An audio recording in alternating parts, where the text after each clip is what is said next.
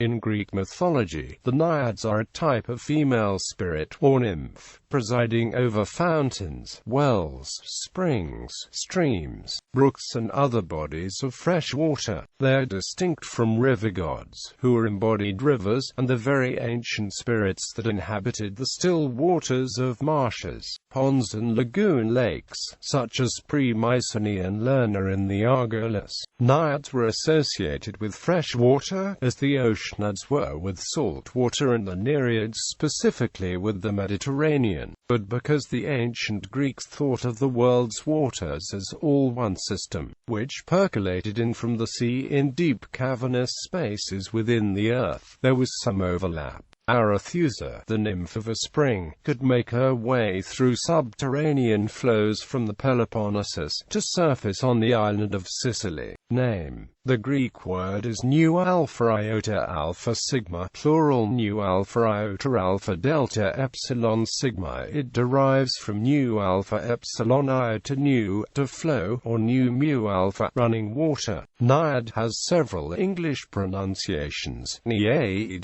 Nyad, Naiad, Nereid. Mythology. They were often the object of archaic local cults, worshipped as essential to humans. Boys and girls at coming-of-age ceremonies dedicated their childish locks to the local Naiad of the spring. In places like Lerna, the water's ritual cleansings were credited with magical medical properties. Animals were richly drowned there. Oracles might be situated by ancient springs. Naiads could be dangerous. Hylas of the Argos crew was lost when he was taken by Naiads fascinated by his beauty.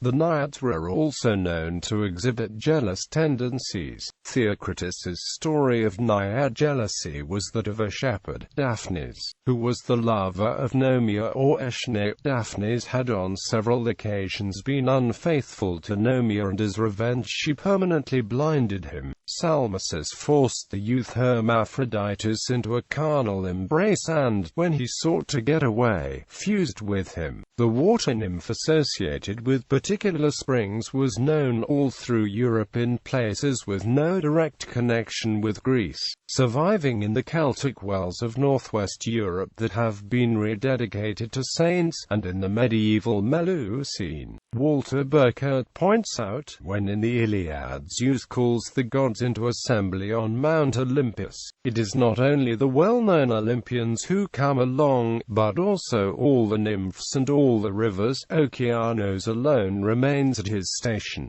Greek heroes recognized this impossibility as the poet's hyperbole, which proclaimed the universal power of Zeus over the ancient natural world. The worship of these deities, Burkert confirms, is limited only by the fact that they are inseparably identified with a specific locality. Interpretation. Robert Graves offered a socio-political reading of the common myth type in which a mythic king is credited with marrying a Naiad and founding a city. It was the newly arrived Hellenes justifying the presence, the loves and rapes of Zeus. According to Graves' readings, a record the supplanting of ancient local cults by Olympian ones. So, in the backstory of the myth of Aristeus, Hypsias, a king of the Lapiths, married Clodanope, a Naiad who bore him Serene. Aristeus had more than ordinary mortal experience with the Naiads. When his beast died in Thessaly, he went to consult them. His aunt Arethusa invited him below the water's surface, where he was washed with water from a perpetual spring and given advice.